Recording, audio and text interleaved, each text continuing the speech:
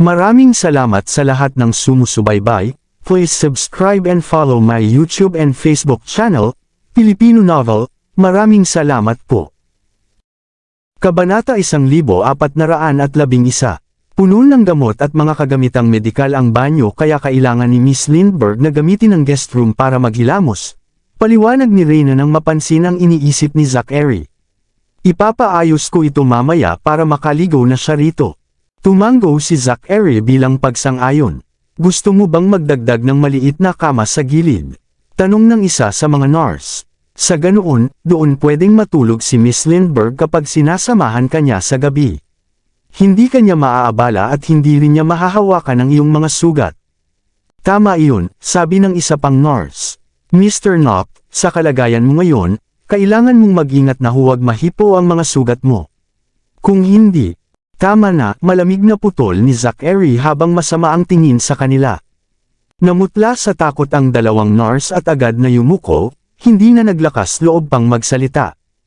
Tapos na ang pagsusuri, bakit hindi ninyo ayusin ang mga gamit sa banyo? Maalalahaning sabi ni Reyna upang iligtas sila sa sitwasyon. Opo, Dr. Langon. Sumunod ang mga nurse at nagtungo sa banyo. Matapos sukatin ang temperatura ni Zachary, mahinang sabi ni Reyna, hindi naman sila mali. Dahil sa mga sugat mo, delikado kung mahahawakan niya. Bakit hindi na lang tayo magdagdag ng isa pang kumot sa halip na maliit na kama? Ang dami mo namang iniisip. Napakagandang ideya.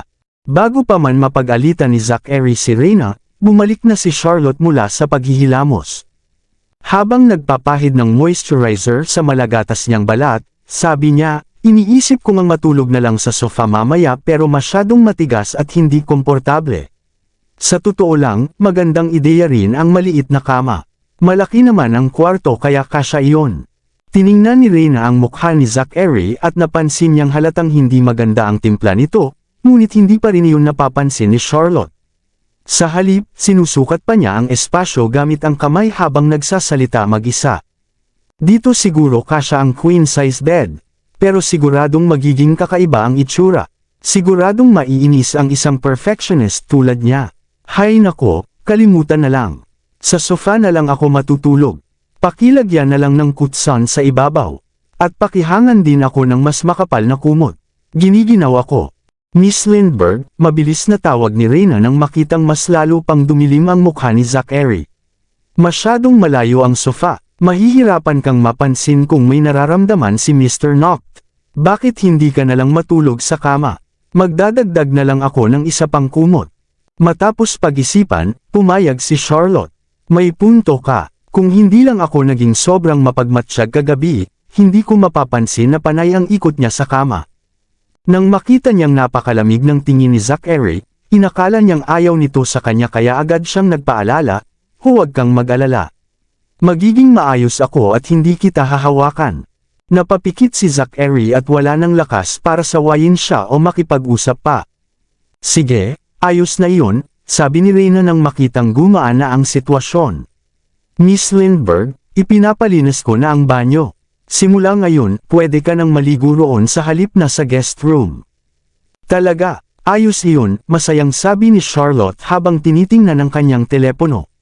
Magpapadala ako ng damit, nakakahiya kasing bumaba na naka-nightgown. Nag-utos na ako na ihanda iyon, mabilis na sagot ni Reyna. Handa na ang mga damit at toiletries mo. Mas sanay pa rin akong gamitin ang akin. Tinawagan ni Charlotte si Morgan upang dalhin ang kanyang mga gamit. Sa telepono, nag-ulat si Morgan, Miss Lindbergh, kinokontak ko ang mga tauhan ni Mr. Lindbergh. Si Gordon lang ang sumagot. Sinabi niyang nakausap ka na niya. Sa iba, wala pa akong balita. Naiintindihan ko. Ihanda mo muna ang mga damit ko. Habang nagsasalita, tiningnan ni Charlotte ang mga mensahe. Nagpadala si Gordon ng mensahe na nakausap na niya si Sean at hiniling na tumulong sa paghahanap kay Francesco. Ibig sabihin, gumagalaw na si Sean. Natuwa si Charlotte sa balitang iyon. Dahil nakausap na si Sean, malalaman ito ni Danrick sa lalong madaling panahon. Kung kaya ng kalagayan niya, tiyak na kokontakan niya ako. Kapag nangyari iyon, hihilingin ko sa kanya na hanapin si Francesco. Bakit ka nakangiti? Biglang tanong ni Zachary. Ha? Bumalik sa ulirat si Charlotte na binura ang mensahe at sumagot, wala lang.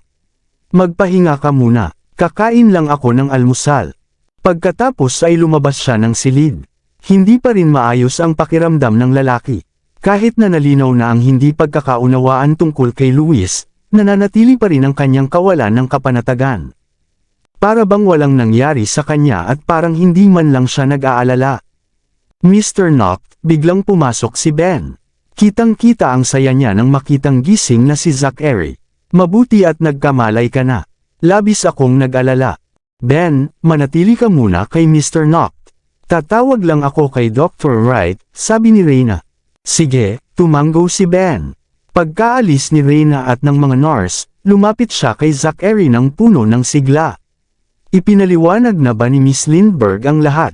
Aksidente lang ang lahat, wala talagang namamagitan sa kanya at kay Sir Luis. Alam ko na, putol ni Zachary, na ayaw ng pag-usapan. Kumusta ang pakiramdam mo? Maingat na tanong ni Ben. May masakit ba? Masakit ang buong katawan ko. Napabuntong hininga si Zachary. Dati, siya ay mayabang at walang kapantay. Ngayon, para siyang isang manikang nakahiga, ni hindi makagalaw. Mas gagaan ang pakiramdam mo pagkalipas ng 2 araw, aliw ni Ben. Ayon kay Dr. Wright, makakapagsimulang maglakad ka na matapos ang 3 araw na pahinga sa kama. Ungol ni Zachary habang ipinikit ang mata. Bukod pa roon, sinabi ni Bruce na may lead na sila kay Francesco. Sigurado akong mahahanap na natin siya sa lalong madaling panahon. Nagsinungaling si Ben dahil ayaw niyang malaman ni Zachary na si Charlotte ang may progreso. Kahit mahanap natin siya, baka hindi siya pumayag na pumunta sa H-City. Malaking pagsisikap ang kinailangan ni Zachary para matapos ang pangungusap. Kahit mahina ang katawan niya, matalas pa rin ang isip. Gagawa tayo ng paraan, panatag na sabi ni Ben. Ang mahalaga, may progreso. Kailangan mong maniwala at malampasan ito. Kailangan ka ng mga bata at ni Miss Lindbergh. Tigilan mo na ang drama. Masamang tingin ang ibinigay ni Zachary. Ayaw niyang makarinig ng ganoong mga salita. Sa totoo lang, desperado rin siyang mahanap si Francesco at magamot. Ngunit dahil sa paulit-ulit na pagkadismaya, nawalan na siya ng pag-asa. Bukod pa roon, alam niya ang kalagayan niya. Sa tindi nito, baka hindi na rin siya magamot kahit si Francesco pa ang dumating. Sige, huwag na nating pag-usapan iyan, sabi ni Ben. Alam niyang ayaw ni Zachary sa ganitong usapan kaya binago niya ang paksa. May ilang bagay akong kailangang iulat. Sige, sabi ni Zachary na bahagyang sumigla sa pagbanggit ng trabaho. Una, dumating na ang mga shareholder ng gymnasium project sa Ashenville Garden 2 araw na ang nakalipas. Dahil wala kang malay noon, hindi sila naglakas loob na istorbohin ka. Nang malaman nilang nakabalik ako ngayon, tinanong nila ang sitwasyon. Ikalawa, nag-utos si Sir Luis na dukutin si Miss Lindbergh. Pinagbantaan nilang sasaktan sina Lupin at ang iba para pilitin siyang sumunod. Nang subukan ni Miss Lindbergh na tumakas sa pamamagitan ng pag-hostage kay Sir Luis, may isa sa kanyang mga tauhan ang nagpaputok sa kanya. Sa kritikal na sandali, sinalag ni Lupin ang bala para kay Miss Lindbergh. Bagamat wala na sa panganib ang buhay niya, nagalit ako kaya dinakip ko si Luis at ang lahat ng kanyang tauhan at dinala sila pabalik sa H-City. Nasa kamay mo ang kanilang kapalaran. Magaling, dumilim ang mukha ni Zachary. Hindi niya sinabi sa akin ang mga detalyeng ito. Marahang sabi ni Ben, tutol si Miss Lindbergh na umabot ito sa sukdulan at inakala niyang sapat na ang parusahan ng taong bumaril kay Lupin. Ngunit hindi ko palalampasan ang utak sa likod nito mula sa pamilyang Laurent. Matapos pag-isipan, ibinahagi pa niya ang nalalaman. Maaaring si Sir Luis ang nag-utos sa mga tauhan, ngunit si Sir Robert ang tunay na may hawak ng mga tali. Marahil isa ito sa mga paraan niya para maghiganti sa iyo. Tutal, pinilit mo siyang ibalik ang puhunan. Mukhang hindi pa sila natututo. E-anunsyo ang pagtigil ng lahat ng kooperasyon ng Knock Group sa pamilyang Laurent, utos ni Zachary habang nakatikom ang kamao. Opo, tumanggo si Ben. Matapos magbigay ng utos, dagdag ni Zachary na nakakunot ang noo. Tungkol naman kay Luis, ikulong siya ng isa pang 2 linggo. Opo, isagawa agad. Sige, Mukhang paparating na si Miss Lindbergh. Hindi pa man tapos magsalita si Ben, pumasok na si Hannah kasama si Charlotte at isang kariton. Mr. Zachary, gising ka na pala. May inihanda si Miss Lindbergh para sa iyo. Ito ang kailangan mo ngayon, sabi ni Charlotte na may kontentong ngiti. Miss Lindbergh, aalis na muna ako. Nasa mabuting kamay si Mr. Knopf, sabi ni Ben bago lumabas. Ganoon din si Hannah na nagpaalam at umalis. Nawalan ng masabi si Zachary nang ipakita ni Charlotte ang mangkok ng oatmeal na may prutas. Iyon na ba iyon? Tanong niya na nakakunot ang noo at inisip na baka ito'y paraan niya para suyuan siya. 3 araw akong walang malay tapos oatmeal lang. Hindi ba niya alam na kailangan ko ng masustansya lalo na ng protina? Binalaan ng doktor na huwag ka munang kumain ng solid food. Hindi ba ito ang pinakamainam sa mga hindi mo gustong ngunit likido? Hindi ka ba pwedeng gumawa ng sopas o iba pa? Halatang halata ang pagkadismaya niya. Hindi ka dapat kumain ng mamantika matapos mawala ng malay ng matagal, sabi ni Charlotte habang umuupo sa tabi niya. Maging mabait ka at ubusin mo ito. Sa huli, napilitan siyang sumunod, parang batang hindi kayang alagaan ang sarili. Sinigurado ni Charlotte na tama ang temperatura bago siya pakainin. May panyo pa sa leeg niya upang hindi madumihan. Hindi ako sanggol, nawalan ng masabi si Zachary. Nakasanayan ko na bilang ina ng 3. Ganito ko sila pakainin noon. Sa totoo lang, malapit na ang kaarawan nila. Sa loob ng 2 buwan, 7 na sila. Hindi maiwasang isipin ni Zachary kung aabot pa ba siya sa kaarawan ng mga anak. Mabilis talaga ang panahon, sabi ni Charlotte habang patuloy na pinapakain siya. Kailangan mong alagaan ang sarili at bumalik ka sa Happy Avenue kasama ko kapag maayos ka na. Nandoon na ang mga gamit ni Mrs. Berry. Gusto kong ayusin ang lahat ngunit palagi akong abala. Hindi niya maalis ang tingin sa babae sa harap niya matapos ang lahat ng pinagdaanan. Alam kong hindi mo gusto ang oatmeal pero magtiis ka muna. Ilang araw pa at gagawan kita ng vegetable beef soup. Ayoko, gusto ko pa, naalala ni Zachary ang mga lutong dati niyang kinagigiliwan. Alam mo, gagawan kita ng kahit ano kapag tuluyan ka ng gumaling, masayang pangako ni Charlotte.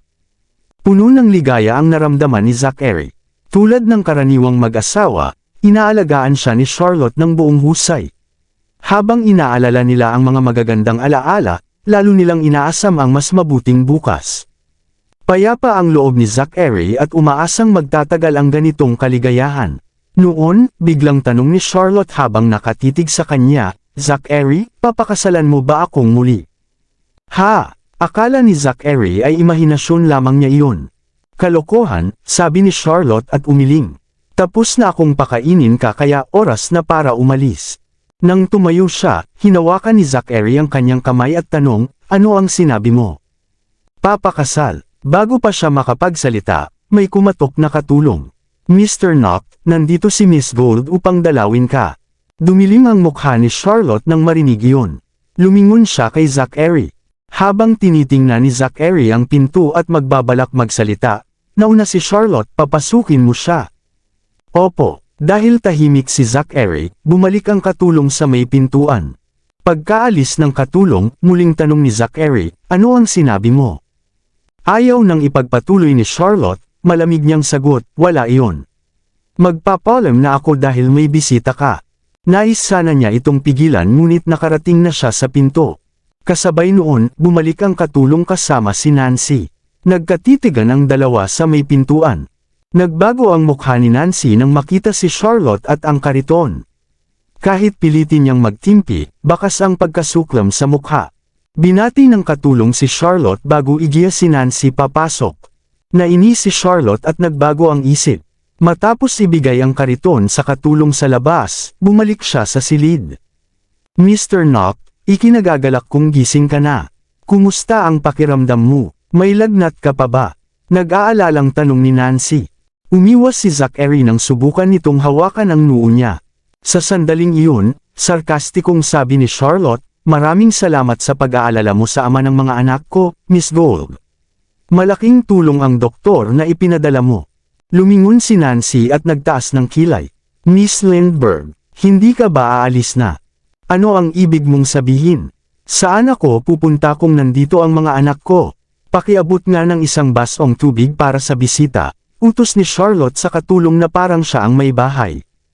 Opo, Miss Lindbergh. Habang papaalis ang katulong, sabi ni Nancy, bakit hindi mo itigil ang pag-abala sa mga katulong kung bisita ka lang din naman?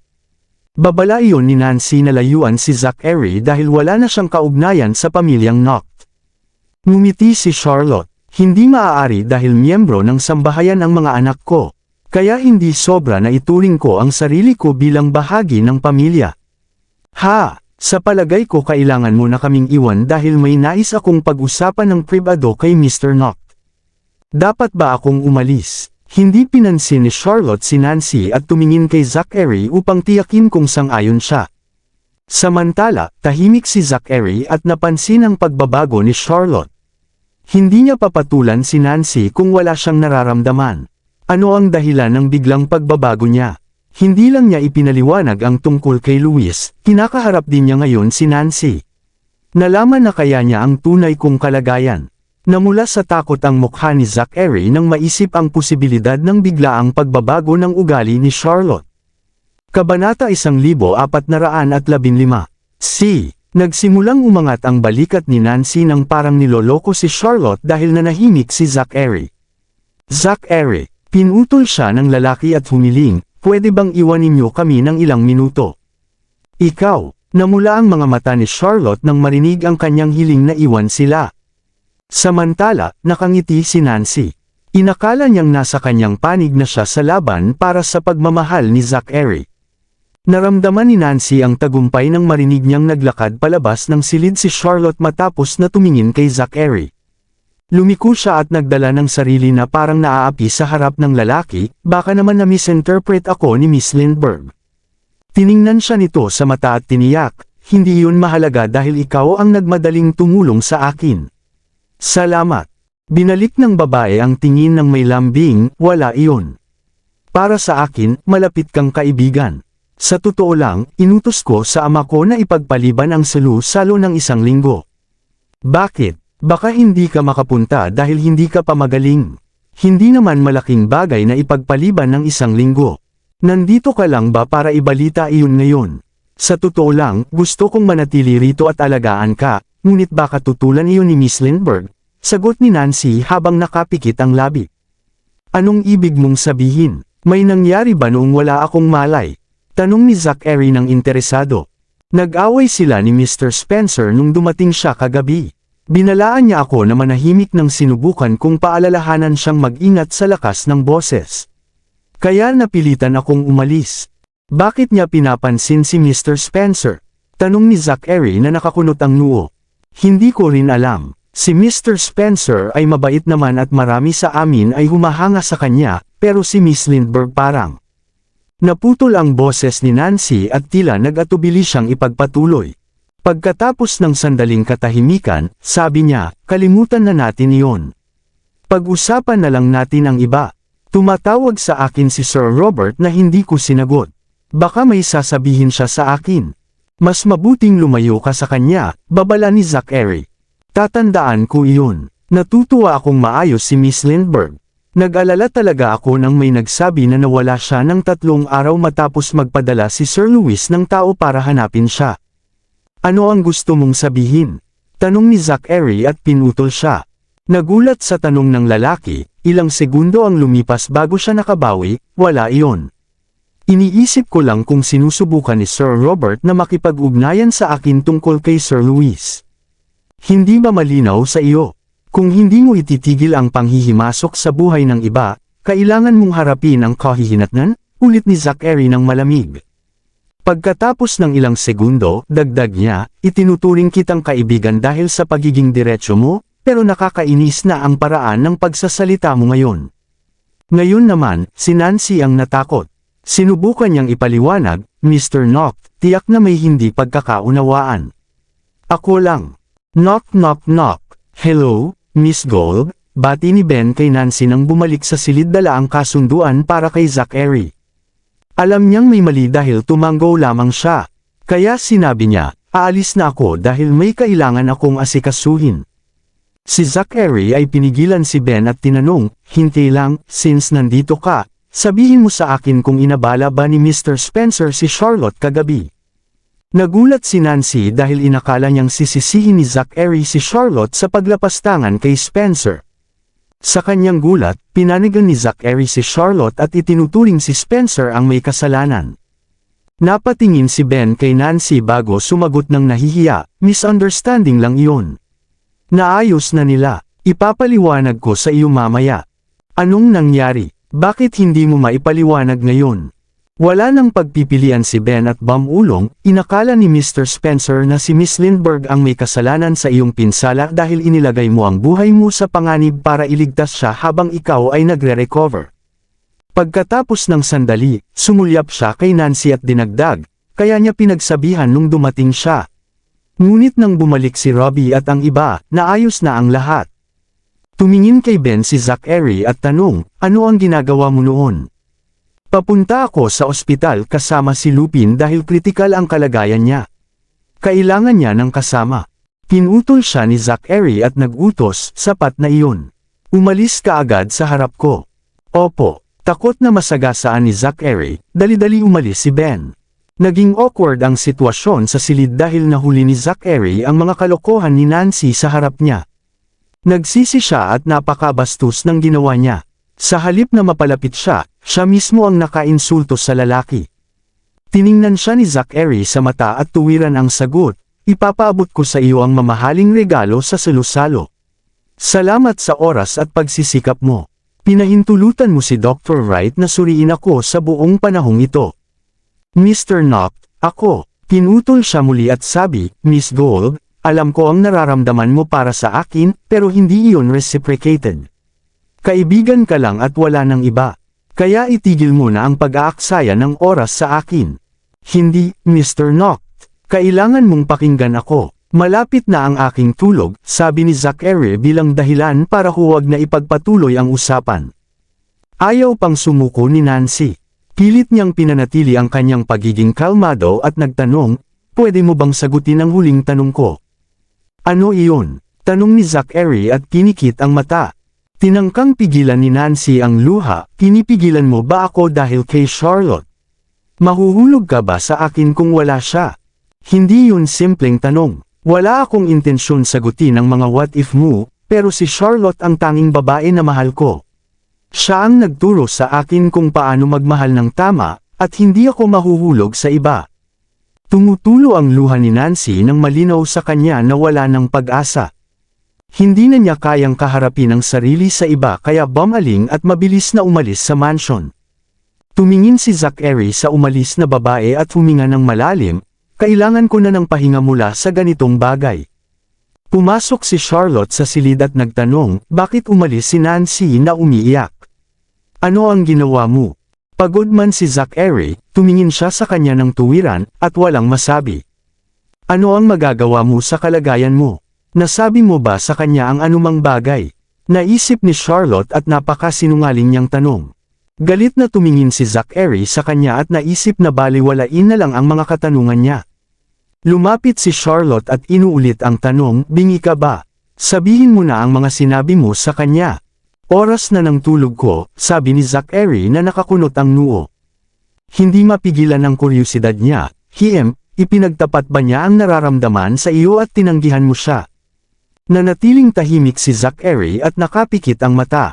"Paano iyon posible? Hindi ba pinigilan mo siya at pinalabas ako sa silid? Nagtatalo si Charlotte sa selos, nag-away ba kayo dahil sa akin?" "Tapos na ba?" Hindi na kinaya ni Zachary. "Sige, iiwan ko na ang tulog mo. Sa wakas, makakapagpahinga ako nang wala ng abala." Humiga si Charlotte sa tabi niya at humiwalay ng kaunti matapos sumama sa kama. Ikinatakot niya ang mga binti niya at nagtanong, "Ano ang tanong mo kanina bago pumasok si Nancy? Ano ibig mong sabihin? May nasabi ba ako?" 4 na araw nang hindi maayos ang tulog niya kaya medyo antok siya habang niyayakap ang unan. Tinatanong muli ni Zachary, "Ano ang tinanong mo matapos ang pagkain? Sabihin mo na. Sigurado ka?" "Hindi ko maalala." "Ikaw?" Kinaya ni Zachary na hindi sumabog ang galit dahil hindi niya mag-alaw si Charlotte. Sige, matulog na tayo. Sabi ng doktor, mahalaga ang sapat na tulog para sa paggaling. Charlotte, ikaw. Pinutol niya ang sarili nang magsimulang humilik si Charlotte ilang segundo bago tuluyang makatulog. Nakatulog siya ng mahimbing at naiisip, paano posible? Natulog siya sa gitna ng usapan. Napakawalang puso ng babae. Wala na siyang masabi ngunit natuwa na bumalik sa kanya ang babaeng mahal niya. Hindi na siya iiwan. Lumapit siya at niyakap. Nang naamoy ni Charlotte ang pamilyar na amoy, niyakap din niya siya. Hinaplos niya sa noo at nakatulog kasama siya sa bisig. Matagal na nilang hindi naramdaman ang ganitong payapang sandali. Kahit walang espesyal, ito ang simpleng bagay na pinapangarap ni Zachary. Hapon na nang magising si Charlotte sa tunog ng alarm. Takot na gisingin si Zachary, sinubukan niyang hindi gisingin ito ngunit huli na. Gising na rin si Zachary dahil sa galaw niya at alarm. Pasensya sa pag-abala, kailangan kong bumalik sa Northridge at maghanda ng pagkain para sa mga bata. Magmamadali ako dahil malapit na silang umuwi.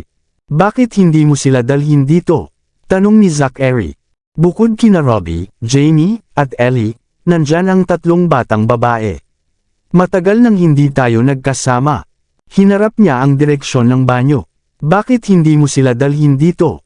Panukala ni Zachary. Hindi niya narinig dahil nagsisipilyo pa si Charlotte.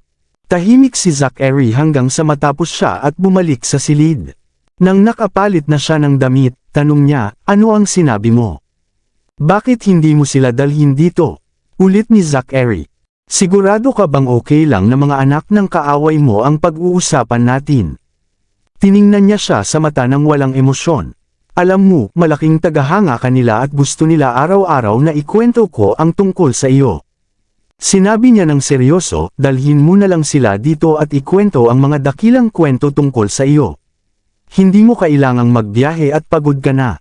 Anong ibig mong sabihin? Formal na ba tayong nagkaayos? Biro ni Charlotte. Itigil mo na ang halatang tanong. Sinubukan niya siyang lokohin para siya ang humiling na bumalik. Mukha siyang kaaway. Wala akong magagawa dahil sobra akong nahuhulog sa kanya, sa isip ni Zachary. Marahil napuspos lang ako sa sarili muli, ha? Reklamo ni Charlotte. Ipapaalam ko kay Ben na alagaan ka habang wala ako, at nasa Northridge kasama ang mga bata. Ano? Hindi ko kailangan siya para samahan ako. Kailangan mong bumalik pagtapos ka na. Hindi pwede dahil nangako akong patulugan sila at basahan ang bedtime stories. Pagkatapos isuot ang coat at sapatos, lumabas siya ng silid. Kung nababato ka, manood ka na lang ng pelikula. Char! Hindi niya mapigilan dahil umalis na siya. Pagkalipas ng ilang sandali, pumasok si Ben, Mr. Noct, bumalik si Miss Lindbergh sa Northridge. Ayon sa kanya, ako ang mag-aalaga sa. Hindi niya natapos ang pangungusap dahil sa titig ni Zachary. Kinilabutan si Ben, wala ba? Umalis ka sa harap ko. Sigaw ni Zachary. Takot si Ben ngunit alam niyang huwag rin dapat abalahin ang lalaki. Kailangan kong manatili rito para alagaan ka dahil si Reyna ay humahanap kay Dr. Wright. Manatili akong tahimik maliban kung papayagan mo. Huminga ng malalim si Zachary at sinubukang gumalaw, ngunit napasigaw sa sakit. Dali-dali si Ben, kailangan mong manatili sa kama ng 2 araw. 2 araw lang. 2 araw sa kama, isang luho para kay Zachary. Samantala, bumalik si Charlotte sa kusina at naghanda ng mga sangkap para sa hapunan. Kahit kakaunti ang kaya niyang lutuin, hindi alintana ng mga bata. Sumama si Hannah para maghanda ng paboritong hot cross bunnies at mac and cheese. Ginawa rin niya ang signature dishes ni Mrs. Berry. Sa gabi, mabilis na tumakbo ang mga bata palabas ng sasakyan. Dumating sila sa kusina at naamoy ang masarap na amoy. Alam nilang bumalik si Charlotte para tuparin ang pangako. Hindi nagdalawang isip, tumakbo sila sa kusina at sumigaw, "Mommy!" Auntie Charlotte. Bukod kay Robbie na umupo sa dining table kasama ang laptop, ang iba ay nakapaligid kay Charlotte at ipinakita ang tuwa. "Hello, everyone!" Bati ni Charlotte at nagpatuloy sa paghahain ng pagkain. Pagkatapos may hain, naghugas siya ng kamay at nagutos, "Jamie, Ellie, hugasan ang kamay bago kumain." "Opo, Mommy." Niyakap ni Charlotte ang mga batang babae, Alpha, Beta, Gamma, hali kayo rito at tingnan ko kung maayos kayo. Sinagot ni Alpha habang binibilang ang mga daliri, masaya kami at nakatikim ng maraming masasarap na pagkain, kasama na ang sweets at dessert, nung wala ka. Niyakap ni Beta ang kanyang auntie at sinabi, Auntie Charlotte, ako rin. Sa tingin ko, nadagdagan ako ng higit sa 1 libra matapos kumain ng maraming bagay araw-araw. Natutuwa akong maayos kayong lahat. Mahigpit na niyakap ni Charlotte si Beta at nakipaglaro sa maliit na babae. Sa tingin ko, medyo tumaba ka na, ha? Ikaw, Gamma. Auntie Charlotte. Nakaramdam si Gamma ng kirot sa likod ng kanyang mga mata nang itanong sa kanya ni Charlotte. Anong nangyari, Gamma? Niyakap ni Charlotte ang bunso ng triplets at nagtanong, bakit ka umiiyak? May nanakit ba sa iyo? Miss ko na si Mommy, Auntie Charlotte. Habang humihikbi, tanong ng maliit na babae, kailan natin muli makikita si Mommy? Ilang segundo matapos marinig ng kanyang mga kapatid, nagsimula rin silang umiyak ng pareho. Hindi alam ang tamang sasabihin, niyakap ni Charlotte ang mga bata upang aliwin ang kanilang nasirang puso. Sa totoo lang, hindi niya alam ang sasabihin dahil hindi rin niya alam ang kalagayan ng kanilang mga magulang. Hindi may iwasang dumaan sila sa isa pang emosyonal na pagbagsak dahil 2 buwan na mula nang dinala ni Charlotte sila mula sa Erihal. Biglang sumali si Ellie sa kanila sa dining hall at tiniyak sa kanyang mga pinsan, Alpha, Beta, Gamma, gagawin ni Mommy ang lahat para hanapin ang inyong mga magulang. I need Mommy. Pwede ba akong tumawag sa kay Mommy? Nakiusap si Gamma. Kinuha ni Charlotte ang kanyang telepono at nagtanong, naalala mo ba ang numero niya? Susubukan kong makipag-ugnayan sa kanya para sa iyo. Susubukan ko. Sandaling kinuha ni Gamma ang telepono ni Charlotte at sinubukang tawagan ang kanyang ina, ngunit nabigo. Hindi makatawid ang tawag sa kabilang linya. Kaya patuloy ang pag-iyak ng mga bata, Mommy, iniwan na kami. Nagulat sa reaksyon ng mga bata, tiniyak ni Charlotte, susubukan kong hanapin siya, okay. Siguradong makikita natin siya agad. Marahil ay ordinaryong babae ang kanilang ina. Kung hindi, matagal na sanang ikinasal siya kay Danrick.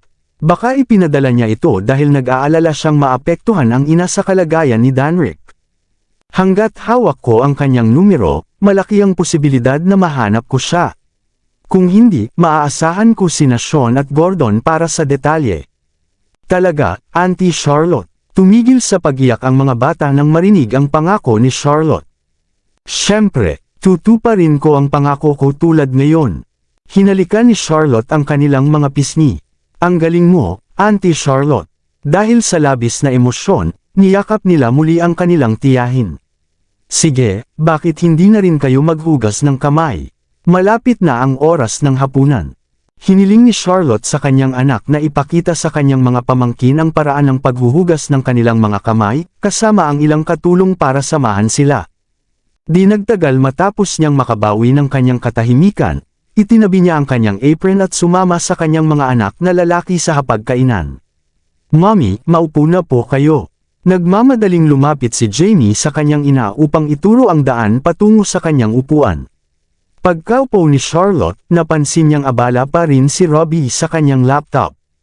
Kaya, tinanong niya, Robbie, anong ginagawa mo?